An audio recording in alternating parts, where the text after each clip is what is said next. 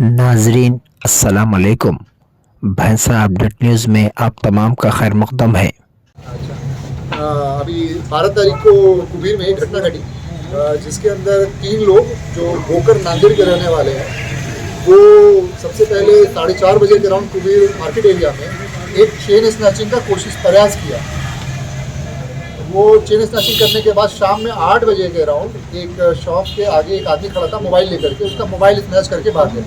ये लोग क्या किया, अपने गांव से एक मोटरसाइकिल लेकर के कुबीर आए। वो मोटरसाइकिल भी वहाँ से चोरी करके यहाँ से आए। यहाँ पर वो पहले स्नैचिंग किया, अटेम्प्ट किया, उसका मोबाइल चोरी की।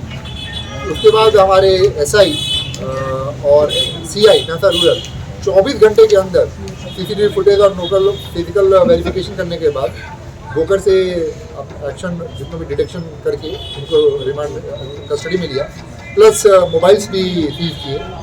इसके अलावा तीन दिन पहले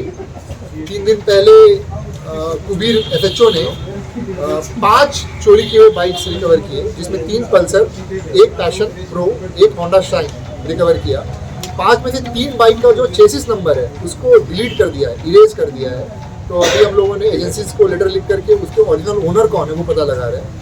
उसका भी उसको फिर उसके बाद अगर केस होगा तो अकॉर्डिंगली हम लोग उसको ट्रीट करेंगे, नहीं तो अगर केस नहीं होगा प्रेस केस रजिस्टर होगा। उसके अलावा भैंसा कोर्ट से एक बाइक चोरी हुई थी, उसमें भी बाइक रिकवरी हो गई है, एक्यूज भी मिल गया। इचोड़ा से हम लोगों ने बाइक रिकवरी की, तो ये एक तीसरा डिटेक्शन था बाइक के कॉन्टेक्स्ट में जो CI भैंसा टाउन ने किया।